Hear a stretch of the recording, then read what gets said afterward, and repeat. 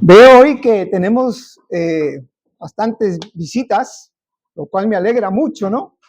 Que hayan tenido el tiempo de estar aquí con nosotros. Y si visitan por primera vez una iglesia evangélica, que sepan que nosotros somos de carne y hueso. Y si no lo creen, al que está al lado, denle un pellizcón y verá que saltará. Yo me acuerdo la primera vez que fui a una iglesia evangélica, iba realmente con un poco de miedo. Y me senté en el asiento y yo no dejaba mirar atrás, miraba atrás. Ya me dice un amigo, oye, ¿por qué miras tanto atrás? Digo, quiero ver la puerta más cercana para salir corriendo, por si acaso se dé el caso, ¿no? Pero hoy les quiero hablar del Espíritu Santo. Me gustaría que recordemos, analicemos o profundicemos en lo que es el Espíritu Santo. Yo me acuerdo desde niño que he ido siempre a un colegio religioso, toda la vida en el nombre del Padre, del Hijo, del Espíritu Santo, amén. En el nombre del Padre, del Hijo, del Espíritu Santo, amén. Me atrevo a decir que es el caso de muchos aquí también, que de memoria lo decíamos, en el nombre del Padre, del Hijo, del Espíritu Santo. Pero, ¿qué es el Espíritu Santo? ¿O quién es el Espíritu Santo? ¿Para qué Dios nos ha dado el Espíritu Santo? Y eso es lo que tengo ilusión de compartir y que recordemos todos nosotros aquí en esta mañana.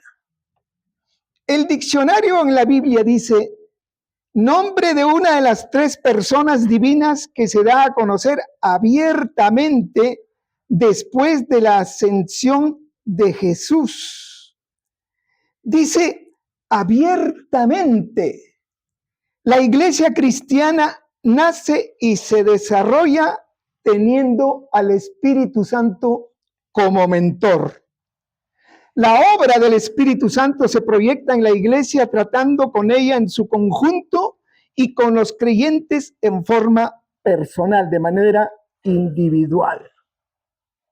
Los apóstoles habían acompañado a Jesucristo, estuvieron con él 3 años, viendo todas las maravillas que hacía, y de repente Jesucristo les dice que se va y que los deja. Qué triste debe haber sido eso, ¿no? Los apóstoles que le habían fallado, sobre todo Pedro, hubiera querido que nuestro Señor Jesucristo estuviera más tiempo, como para demostrarle, Señor, te quiero más. Pero no, Jesucristo se va, les dice, me voy, pero no los dejaré solos. Qué despedidas para tan triste deberían ser esas, ¿no? Una de las despedidas más tristes y dramáticas que yo he visto es la separación de los padres con los hijos, sobre todo en mi lado del mundo, de Latinoamérica, ¿no? Cuando una madre se tiene que separar de los hijos en busca de una vida mejor y decirle adiós. Eso es un llanto interminable, muy triste, ¿eh? Ya la reunificación familiar vendrá después, pero eso es muy triste. ¿Y cómo sería con los apóstoles? Dirían, Señor, no te vayas. Pero Jesucristo les dice, os conviene que yo me vaya, porque si no me voy, el Consolador no vendrá a vosotros. Pero si me voy, os lo enviaré. Nuestro hermano Juan Lázaro, la semana pasada dijo algo muy interesante. ¿Por qué era necesario que se vaya Jesucristo? Era necesario porque su poder tenía que estar disponible a todos por todo el mundo y no restringido a donde él estaba. Y por eso es que él decide darles un consolador, el Espíritu Santo, para que esté disponible a cada cristiano, a cada persona que acepte a nuestro Señor en su vida. Se habían acostumbrado a él, no tenían apuntes, no tenían nada, solamente lo tenían a él y no querían que se vaya. Jesucristo, reuniéndolos, les dijo: no salgáis de Jerusalén, sino esperad la promesa del Padre, la cual oíste de mí. Porque Juan ciertamente bautizó con agua, pero vosotros seréis bautizados con el Espíritu Santo dentro de no muchos días. Y dice: pero recibiréis poder cuando haya venido sobre vosotros el Espíritu Santo, y me seréis testigos en Jerusalén, Judea, Samaria y hasta lo último de la tierra. La señal de la venida del Espíritu Santo tendría que ser algo grande, algo inconfundible, que la gente no podía decir otra cosa sino decir: Señor, eso solo puede venir de ti. Así promete Dios que será el Espíritu Santo. Y ya en Pentecostés le dice: cuando llegó el día de Pentecostés, estaban todos unánimes juntos, y de repente vino del cielo un estruendo como de un viento recio que soplaba, el cual llenó toda la casa donde estaban sentados, y se les aparecieron lenguas repartidas como de fuego, asentándose sobre cada uno de ellos, y fueron todos llenos del Espíritu Santo y comenzaron a hablar en lenguas según el Espíritu les daba que hablase. Los presentes estarían atónitos. ¿Qué es lo que está ocurriendo? Personas de diferentes sitios que hablaban idiomas diferentes escuchaban lo que Pedro decía en su propio idioma. ¿Cómo puede ser eso? Los apóstoles no tenían capacidad para haber aprendido otras lenguas. Era solamente el poder de Dios que manifestaba lo que estaba ocurriendo en esos momentos. Hay iglesias que equivocadamente, según mi opinión, todavía enseñan a sus miembros a hablar en lenguas. Pero mis queridos amigos y hermanos, cuando Dios habla, cuando Dios nos manda a obedecerle, nos hace valer también la lógica. Las prohibiciones de Dios tienen lógicas. Dice: no robes. ¿Cómo vas a robar lo que no es tuyo? No mates. ¿Cómo vas a matar lo que no es tu vida? Y ahora lo que dice Dios es que todos hablaban en lenguas. ¿Qué sentido tiene hoy en día que nosotros hablemos en lenguas? La vez pasada, hablando con un hermano, me dijo que en una iglesia a un cristiano se le acercó y le habló en lenguas. Le digo: ¿y qué te dijo? No sé. No sabía, lógicamente. Pero por sentido común, ¿para qué tú vas a hablar en un idioma diferente, intentar un idioma diferente si ya tienes el que tienes? Por eso es que eso es, según mi criterio, no es correcto. Porque el hablar de lenguas tenía sentido, como he dicho, porque cada uno hablaba. Eso era milagroso lo que ocurría, ¿no? Pero bueno, y ahora después de esto que he comentado, ahora sigue el primer discurso de Pedro en Pentecostés. Uno de los discursos más grandiosos e impactantes de la historia de la humanidad. Ya nada volvió a ser igual. Pedro se dirige a los que habían tratado injustamente a Jesucristo. Y cuando se pone en pie, la gente había visto el poder que tenía, lo que había ocurrido. Entonces lo que tenía que decir Pedro, por supuesto que lo iban a escuchar de una manera especial. Se levanta Pedro, poniéndose en pie con los 11, alza la voz y les habló diciendo: judíos y todos los que habitáis en Jerusalén, esto sea notorio y oíd mis palabras, pues estos no están borrachos como vosotros suponéis, puesto que es la hora tercera del día. Continúa: Jesús Nazareno, varón aprobado por Dios entre vosotros con las maravillas, prodigios y señales que Dios hizo entre vosotros por medio de él, como vosotros mismos sabéis, a este entregado por el determinado consejo y anticipado conocimiento de Dios, prendisteis y matasteis por manos de inicuos, crucificándolo, pero Dios lo levantó, suelto los dolores de la muerte, por cuanto era imposible que fuera retenido por ella. Con todo lo que estaba diciendo Pedro, totalmente comprensible que la gente que estaba escuchando ese mensaje se llenó de dolor, de sentimiento de culpabilidad por todo lo que les decía.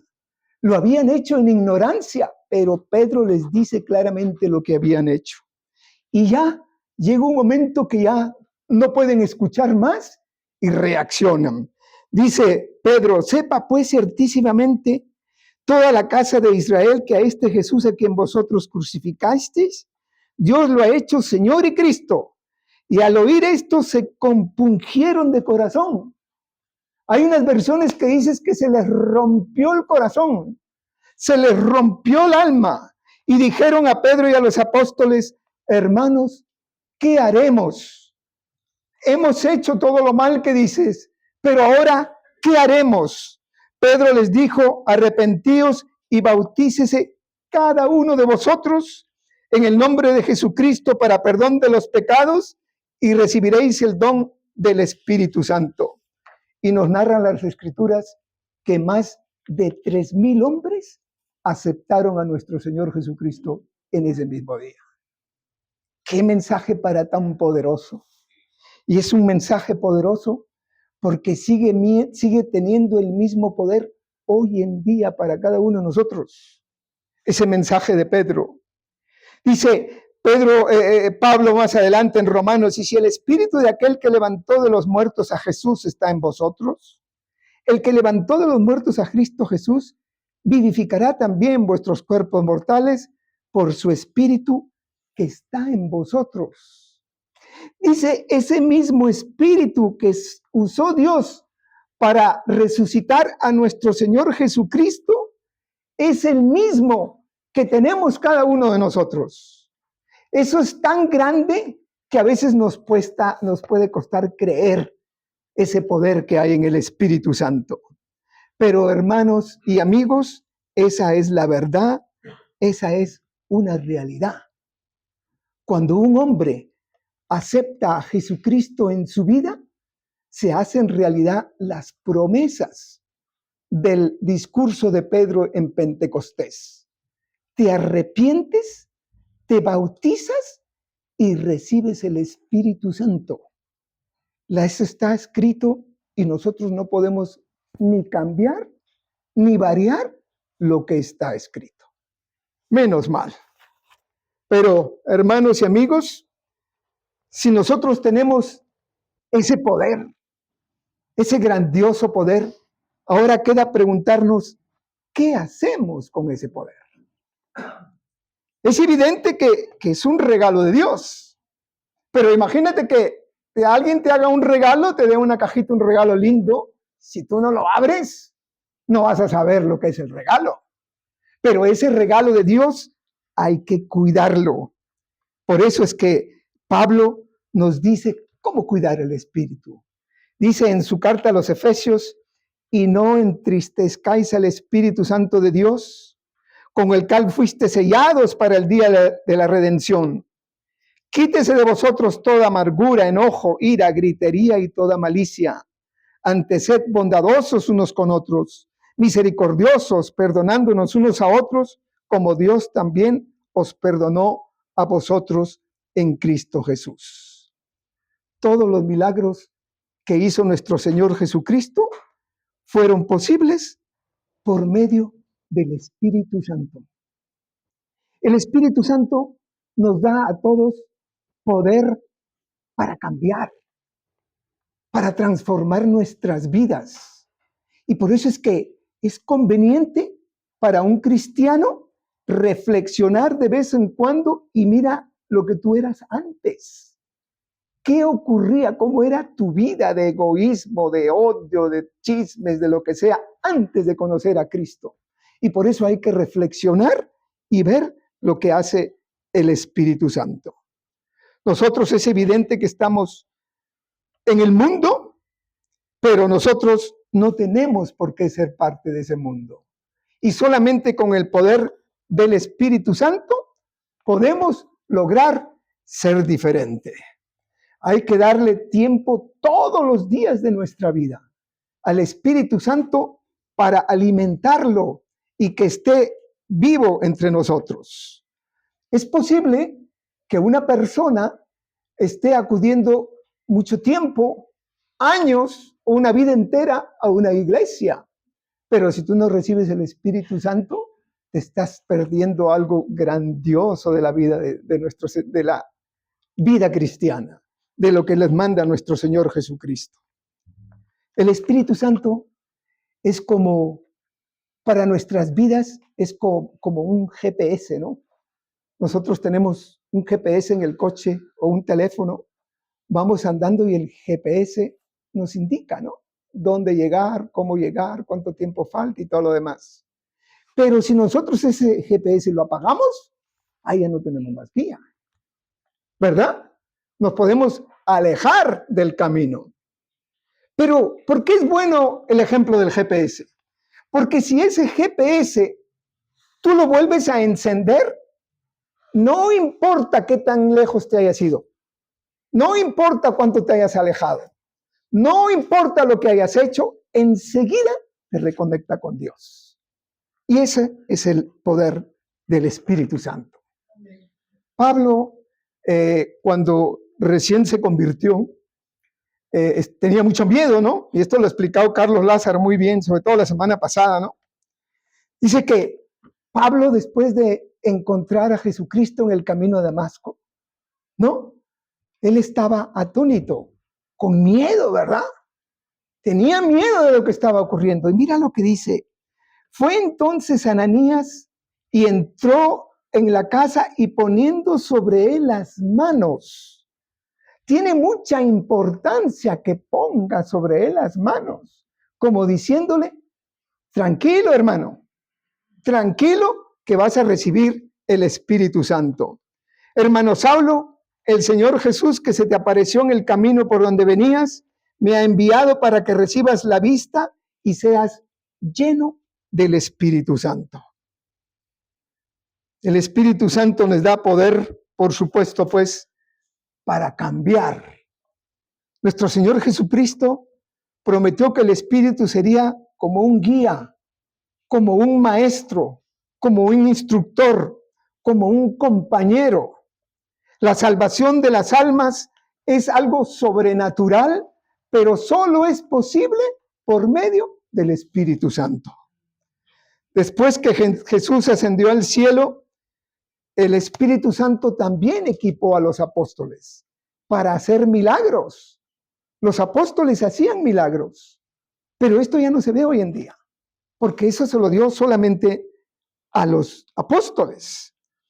Y aunque algunos de los dones espirituales han cesado por completo, como el hablar en lenguas y hacer milagros, el Espíritu Santo sigue trabajando en un creyente. Hace un par de semanas, Jesús Massano en su mensaje también dijo algo que me llenó mucho, ¿no?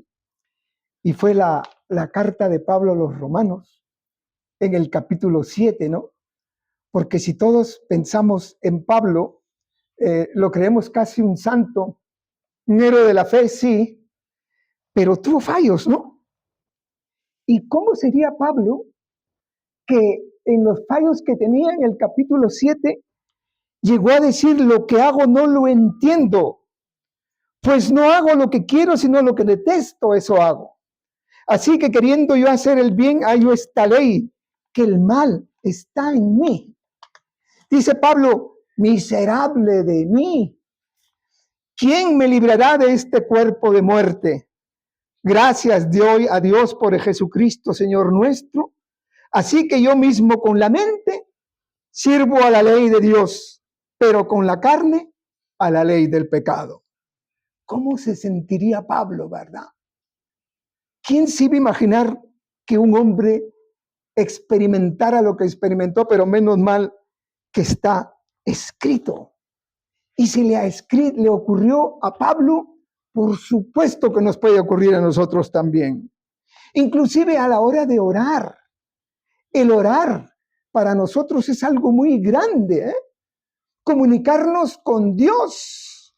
El orar es decirle a Dios lo que a mí, lo que yo necesito, lo que yo anhelo. Todo lo que venga a nuestra mente es lo suficientemente grande para orar, para dirigirnos a Dios. Pero mis queridos hermanos, puede ocurrir que hasta cuando estemos orando, nuestra mente se vaya para otro lado. Puede ser que mientras estamos orando, perdamos concentración y nuestra mente nos lleve a donde nosotros no queremos ir.